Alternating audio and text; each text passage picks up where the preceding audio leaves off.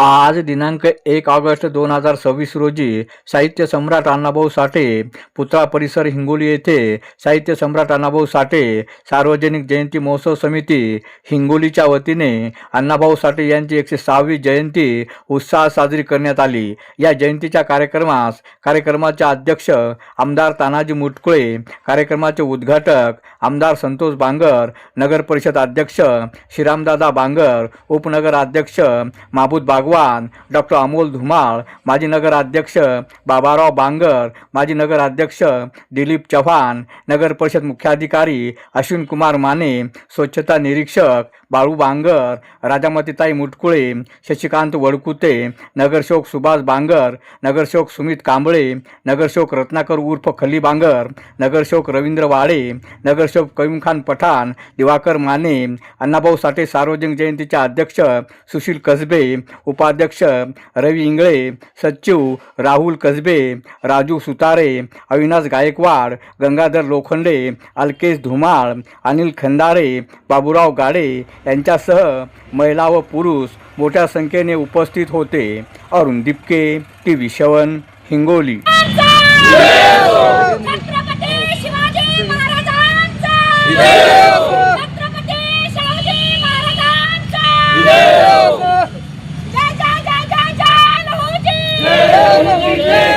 उद्घाटन झालेलं आहे आणि त्याचा एक प्रतिम म्हणून एक आपले कर्तव्य म्हणून संतोष दादा बांगरचा आपण सत्कार करूया।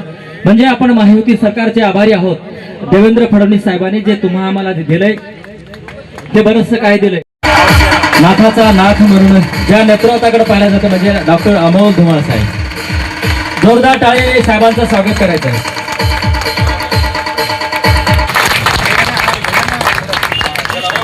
या ठिकाणी जयंती उत्सव समितीच्या वतीने शब्द संमेलनाने सादर करतो। या ठिकाणी मी अध्यक्ष साहेबांना एक विनंती करतो की प्रस्ताव हा शासन आमदार साहेब नगरपालिकानं प्रस्ताव पाठवलेला आहे। नगर अण्णाभाऊ साठेंनी आपल्यासाठी काय केलं ते जर मला वाटते आपण आत्मसात जर केला तरी खऱ्या अर्थानं जयंती साजरी झाल्याशिवाय राहणार नाही मित्र हो, ध्यानात ठेवा। नाही तर जयंती साजरी करायची आणि नुसतं दारू प्यायची नाचायचं, मला वाटतं हे कुठेतरी आपलं चुकायलंय। ज्या लोकशाहीर अण्णाभाऊ साठेंनी तुम्हाला सांगतो की माझ्या राजा छत्रपती शिवाजी महाराजांचा जन्म फक्त महाराष्ट्रामध्ये झाला, बरोबर आहे।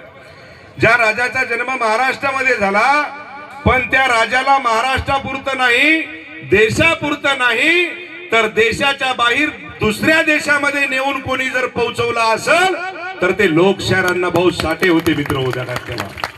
अशा महापुरुषाची आज जयंती आणि त्या जयंती निमित्ताने आपण सगळेजण या ठिकाणी जमलोय।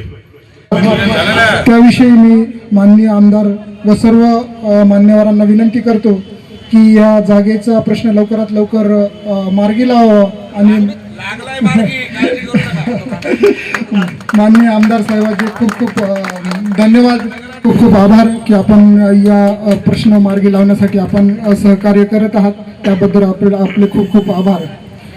या जयंतीनिमित्त आपण मला बोलावले त्याबद्दल मी सर्वांचे आभार मानतो आणि मंचावर खूप मान्यवर उपस्थित आहेत, त्यामुळे मी जास्त वेळ न घेता सर्वांना जयंतीच्या शुभेच्छा देऊन माझे 2 शब्द संपवतो। जय भीम, जय लवजी, जय